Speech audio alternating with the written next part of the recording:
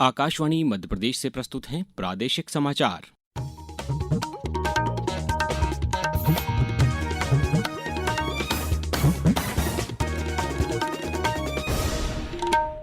नमस्कार, समाचारों के साथ मैं अभिषेक कटियार। सबसे पहले इस बुलेटिन के मुख्य समाचार।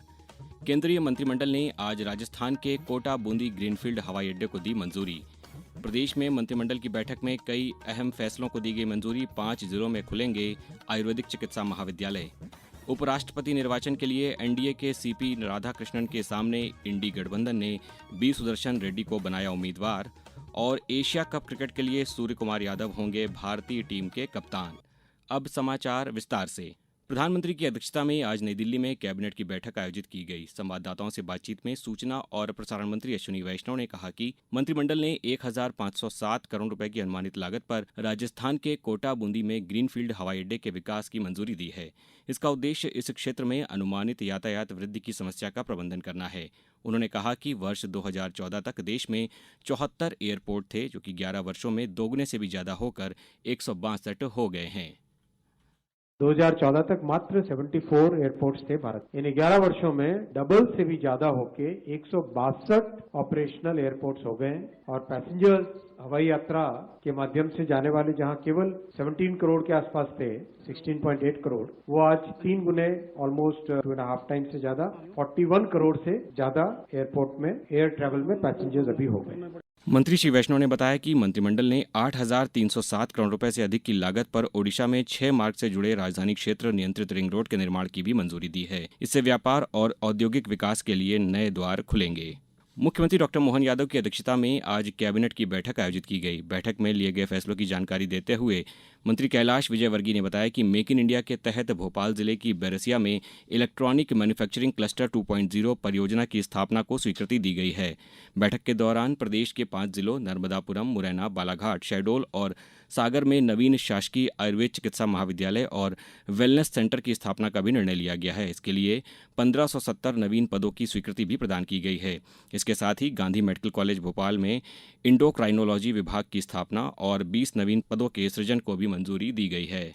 5 आयुर्वेदिक महाविद्यालय बन रहे हैं और वेलनेस सेंटर बन रहे हैं। सागर, शहडोल, नर्मदापुरम, मुरैना और बालाघाट की आज स्वीकृति मिली है। प्रत्येक महाविद्यालय की कंस्ट्रक्शन की कास्ट 70 करोड़ होगी। इस प्रकार ये 5 के लिए लगभग 350 करोड़ रुपए एक अनुमानित लागत है। भोपाल के गांधी चिकित्सा महाविद्यालय में इंडोक्राइनोलॉजी विभाग की स्थापना की स्वीकृति प्रदान की है।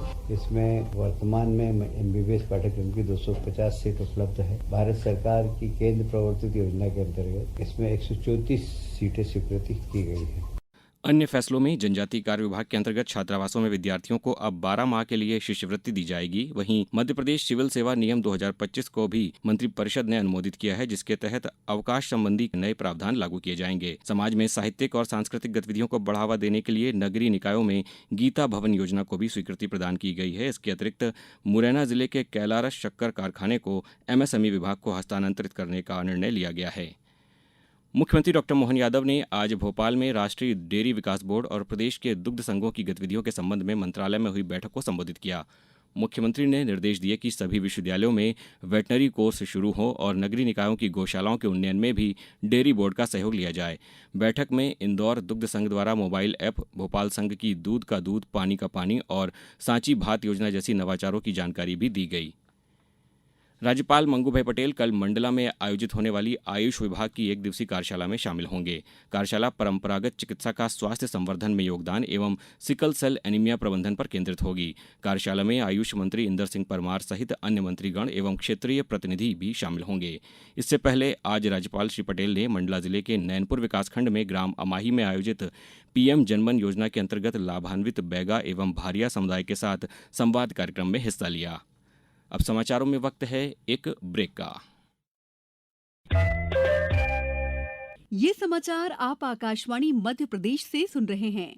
ये समाचार बुलेटिन YouTube पर Madhya Pradesh news all India radio channel पर और Facebook के साथ ही X प्लेटफॉर्म पर AIR न्यूज भोपाल पेज पर सुने जा सकते हैं। इसके अलावा आप हमारी वेबसाइट newsonair.gov.in पर या न्यूज ऑन AIR ऐप पर भी समाचार सुन सकते हैं।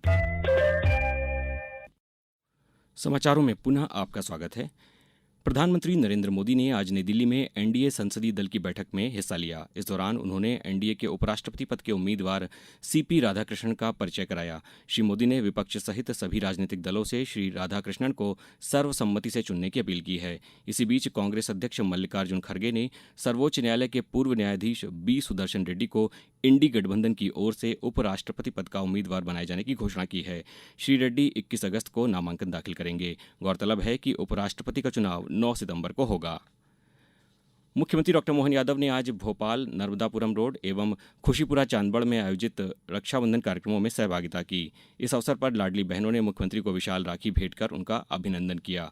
संबोधन में मुख्यमंत्री ने कहा कि उद्योगों में काम करने वाली महिलाओं को सरकार 5,000 रुपये की आर्थिक सहायता प्रदान करेगी।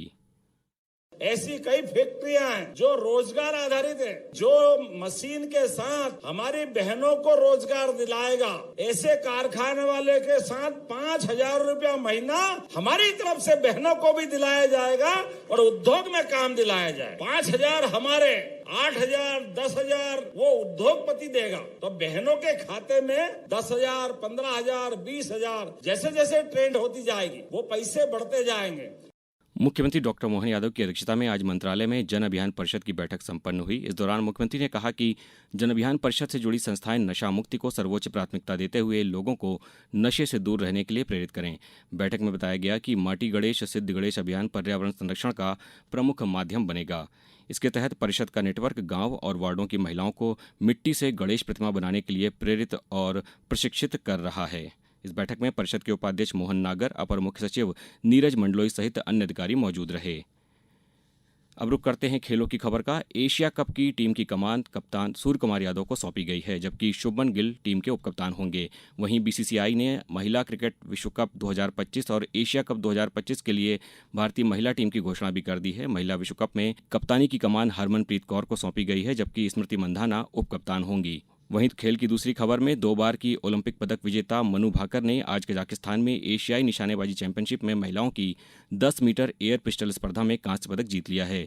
चीन की खिलाड़ी पहले और कोरिया की खिलाड़ी दूसरे स्थान पर रहीं। अब रुक करते हैं मौसम की खबर का।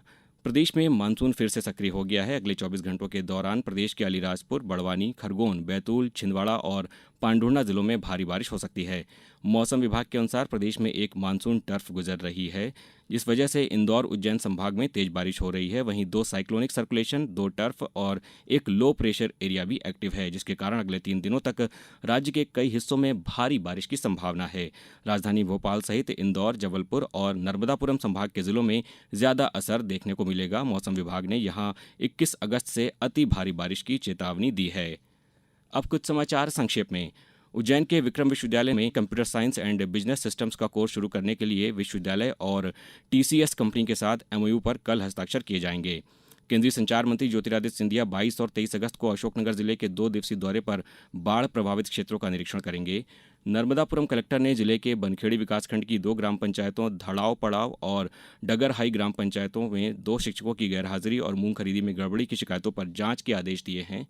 नीमच जिले में कलेक्टर ने जनसुनवाई में 85 आवेदकों की समस्याएं सुनकर उनका निराकरण करने के निर्देश दिए। छिंदवाड़ा जिले में युवा संगम कार्यक्रम के अंतर्गत जिला स्तरीय रोजगार स्वरोजगार मेले का आयोजन शासकीय ITI पांढुर्णा में कल किया जाएगा। विश्व मानवता दिवस पर आगरमालवा जिले के ग्राम बापचा स्थित शासकीय नवीन हाईस्कूल में छात्र छात्राओं से संवाद कार्यक्रम एवं प्रार्थना सभा का आयोजन किया गया।